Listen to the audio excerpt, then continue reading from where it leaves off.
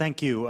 This is an extremely interesting discussion and great questions from the audience as well. I did want to pose to you, since you started talking about the day after Putin possibly, I wanted to, and Mario Ohisalo also referred to this, to what needs to be done at that point.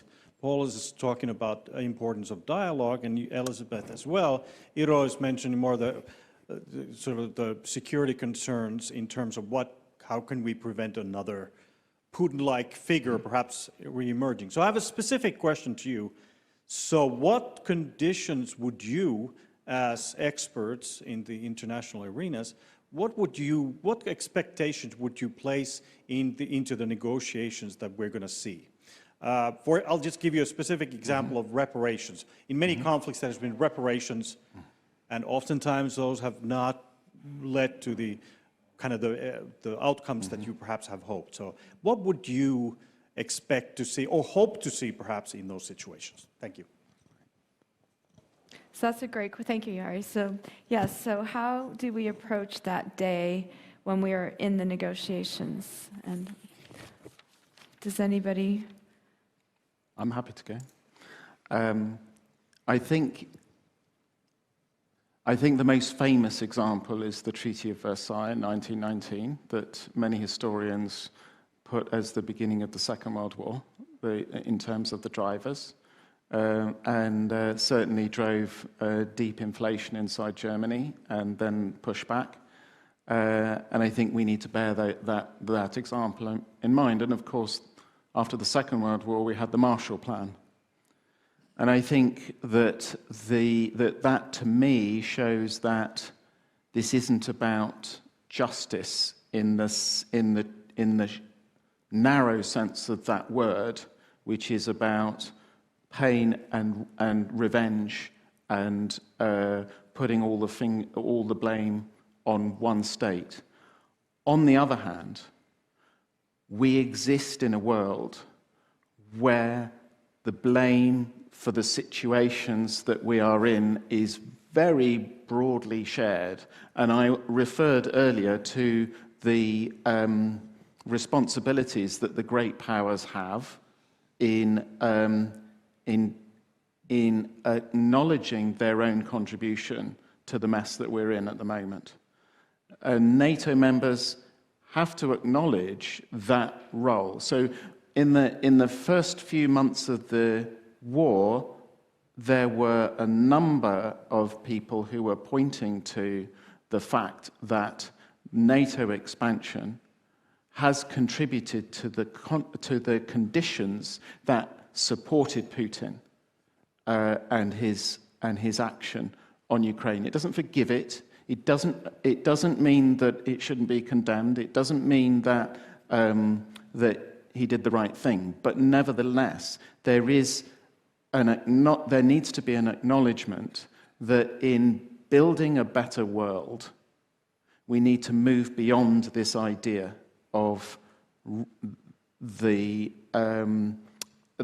idea that one group of people, one state, or one group of states are problematic and the rest of us are okay, or that we label them as revisionist states and we're status quo states. You know, looking at it from the point of view of the global south and the majority world, we are revisionist states. We have been involved in expanding our engagement in the world, and we need to be paying for the contributions to climate change and pumping carbon into the atmosphere for the last 200 years. And we have more wealth to be able to contribute to the repair and the moving towards a new set of rules. As I said in my opening statement, I think NATO is powerful, and with power comes responsibility. And that responsibility is not about playing the role of global policeman. It is about convening a much more inclusive, open conversation that draws all stakeholders in to asking the questions, how the hell do we get through the next few decades without destroying ourselves? So don't have any answers to that. So to Jari's question, it's interesting again that we get this idea that we should not go the way of the Versailles Treaty, more toward the Marshall Plan. But having said that, Japan and Germany were utterly annihilated. They totally submitted. So that could be, I mean, that was sort of a condition for that. And I think some actors maybe are hoping for that kind of a scenario. So because we have to move to the end of the conversation, I'm going to give both Eero and Elizabeth their last contribution. And if you'd like to engage Jari's question or have your own comment on it, well, let's move toward the winding down here.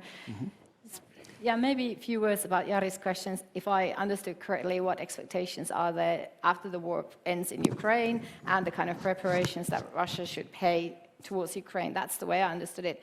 Well, I guess it depends on the outcome of the war, but regardless of the outcome of the war, Russia should help to rebuild Ukraine. They destroyed the country. Justice should be brought. So those people that committed war criminals and committed crimes of war, and there has been justification and evidence of that, should be taken into the court, and international war crimes should be investigated. I think that is really important. So many terrible, terrible things have happened. And third, Ukraine should become a member of NATO. Okay. So that was a clear answer. Elizabeth. Well, there is, as we know, no peace without justice. So this has, of course, to be, there has to be some form of justice. But I would say that it's all about money. We have been trusting Russia all too much. We've trusted them when it comes to investments in the West, after the Soviet Union. And now we have had an enormous confidence in them because they had the money. But now we have no confidence. So it's from one side to another. And then we have to look at ourselves and say, what did we do wrong?